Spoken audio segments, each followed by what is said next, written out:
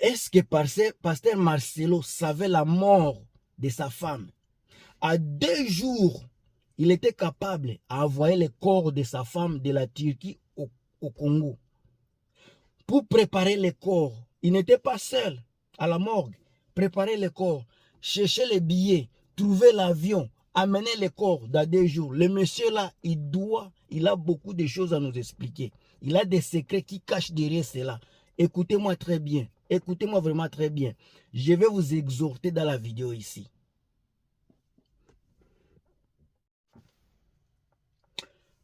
Les conditions mystiques ont pris l'âme de Blanche Tunasi.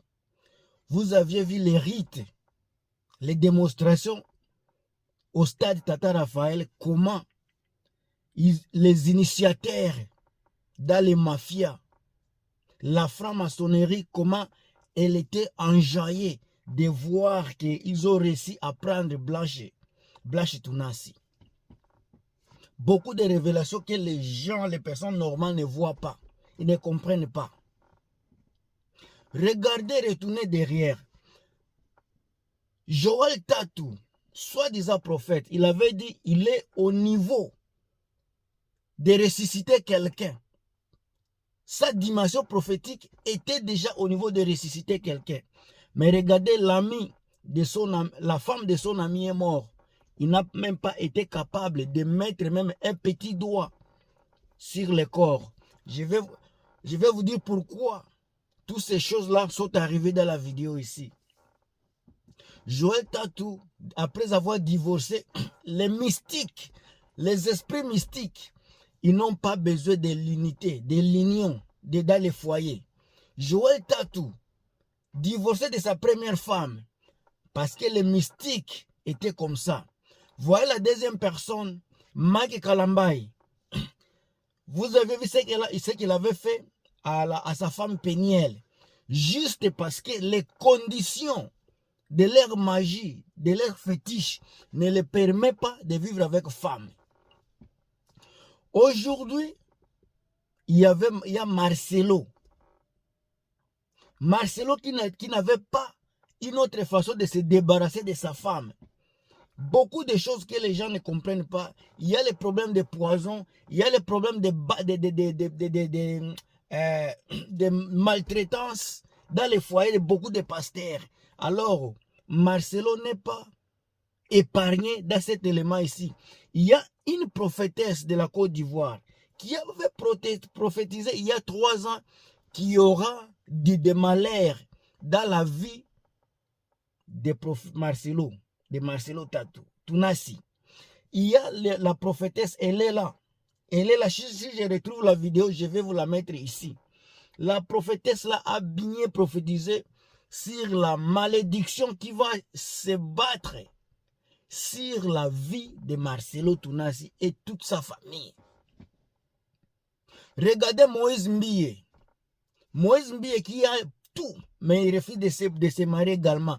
Parce que les mystiques, les mystères de leur fétiche ne les permettent pas d'atteindre ce niveau-là. Puisque quand il y a une femme dans la maison, si c'est une femme vraiment qui est à commun accord avec toi, il n'y a aucune personne qui peut te gagner. Il y a toujours des mystères de protection autour de la femme. Alors pour épargner, pour s'éloigner de cela, pour que ces gens-là puissent bien exercer leur mission de fétiche de la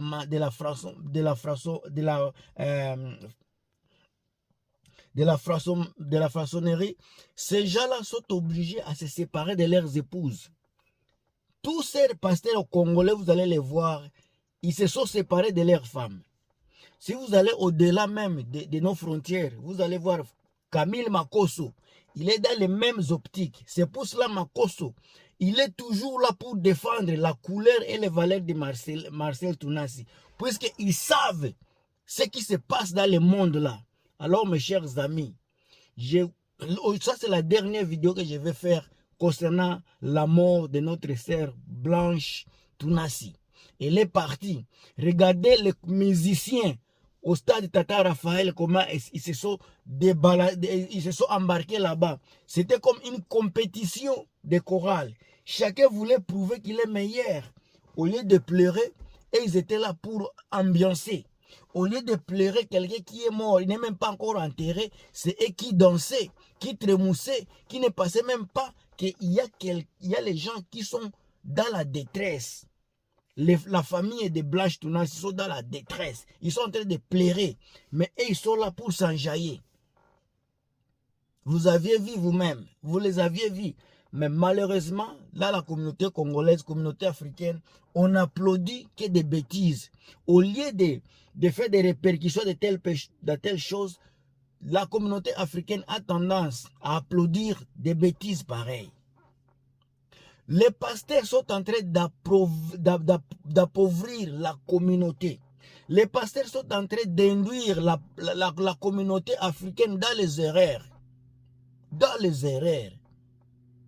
Aujourd'hui, Dieu commence à les frapper également.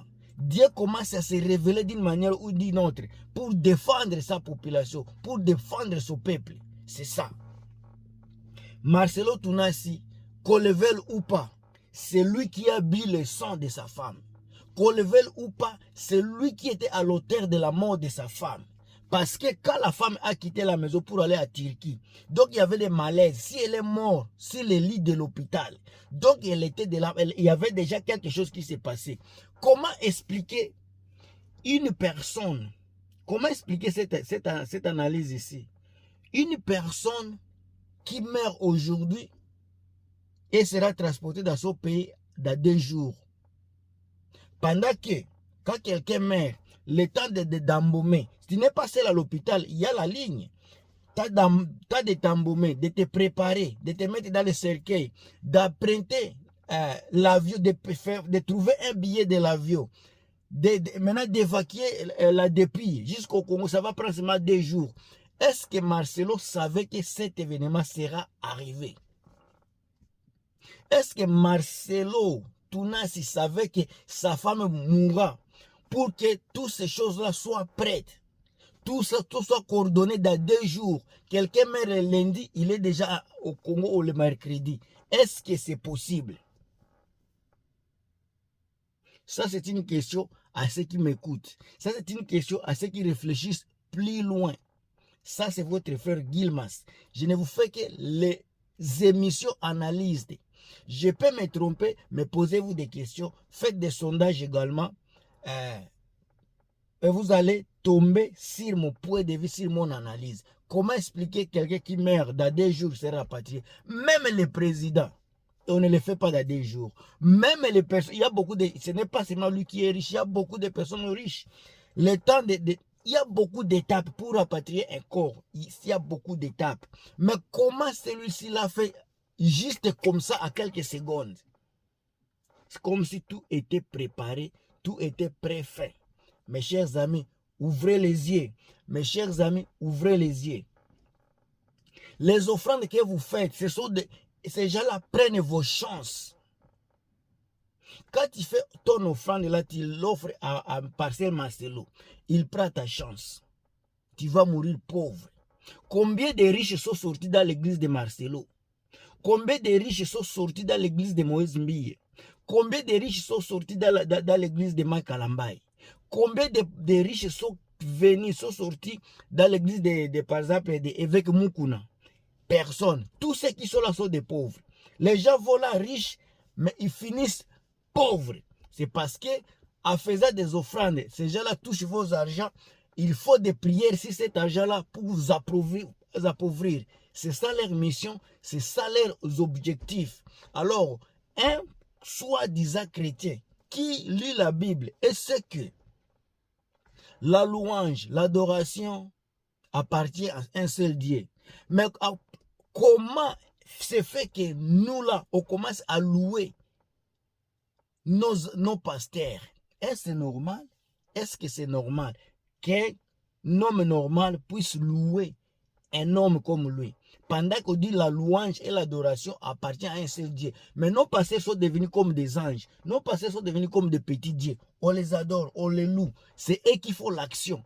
Ils ont pris la place de Dieu. Ils ont pris la place du Seigneur.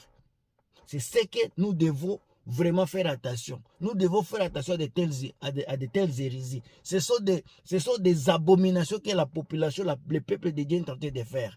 Vous faites des abominations à jeter des louanges à des hommes comme vous. La Bible interdit cela. Mais les personnes comme un Marcelo Tunasi, comme Moïse Kalamba, Mama Kalamba, de Moïse et de Mukuna, quand vous les voyez, vous les adorez, surtout les femmes. Vous avez vos maris dans la maison. Tu as ta femme, tu as ton mari dans la maison, le père de tes enfants. Tu ne les respectes pas, mais tu donnes tout ton respect à quelqu'un qui ne te fera jamais du beau dans la vie. Quelqu'un qui est là toujours pour te soutirer de l'argent. C'est la personne là que tu aimes. C'est la personne là que tu respectes. Maintenant, ton mari qui est là, pendant que la Bible dit, respecte ton mari. Respecte ton mari. Mais tu ne respectes pas ton mari, tu respectes une personne il n'y a aucune recommandation dans la Bible concernant le respect envers les pasteurs. Mais vous les respectez au détriment de vos propres maris, au détriment de votre femme, de vos femmes. C'est ça la communauté africaine, la communauté perdue, la communauté d'abomination. Gilmas, il est là pour vous motiver, pour vous donner des orientations, pour vous parler des choses vraies. Moïse Mbille, posez-vous la question, pourquoi il ne veut pas se marier? Mais on le trouve avec, il avait Eliane Bofano, il fait toujours des choses à l'extérieur. Pourquoi Maïs Kalamba a divorcé, a tabassé la femme, mais il veut toujours se faire comme innocent? Parce que les mystiques, leurs affaires mystiques, ils ont touché, leurs fétiches, leur franc-maçonnerie ne permet pas le mariage. Pourquoi évêque Mukuna, il est toujours un adultérien? C'est parce que leurs fétiches, des fois, ils sont obligés à faire des sexes par-ci, par-là, parce que ce sont là où les esprits utilisent les femmes. Pourquoi Tatou, Joël, l'homme qui était bien marié, il a divorcé à cause de petits motifs? Un homme qui lit la Bible dit que tu vas séparer ta fille jusqu'à ce que la mort vous sépare. Soit tu te sépares à la femme, mais tu ne peux pas te marier jusqu'à ce que la mort vous sépare. La femme n'est pas morte. Tu es séparé, mais tu as épousé. Les gens là, ils vont amener des petits versets pour convaincre leurs adeptes. Et ça marche comme ça. Ce sont des adultériens, ce sont des infidèles, ce sont des gens des incrédules, tous vos pasteurs là. Mes chers amis, vous qui m'écoutez, ce sont des réalités. Il y a les gens qui ne vont même pas écouter la vidéo ici parce que je parle de la réalité. Si je faisais des baises, tout le monde sera là. Noko alobi nini, noko alobi nini, muyomba nasema nini, muyomba lisema nini. Ça c'est vous là. Mais les réalités, quand je vous donne des réalités, les choses qui peuvent sauver votre vie, vos foyers, votre argent, vous me prenez comme des... Vous me prenez à la légère. Raconte depuis que tu as commencé à donner de l'argent dans l'église. Combien d'argent tu as dépassé dans l'église? Et si tu épargnais cet argent-là, tu pourrais avoir combien d'argent aujourd'hui? Une question seulement. Si vraiment tu avais l'esprit d'épargner l'argent que tu as offert à l'église pendant plus de 6-7 ans, combien d'argent tu aurais aujourd'hui? C'est ça la question d'aujourd'hui. Mes chers amis, vous êtes perdus, vous êtes dans la perdition. Cherchez encore une fois, cherchez la vie éternelle. On se revoit très bientôt.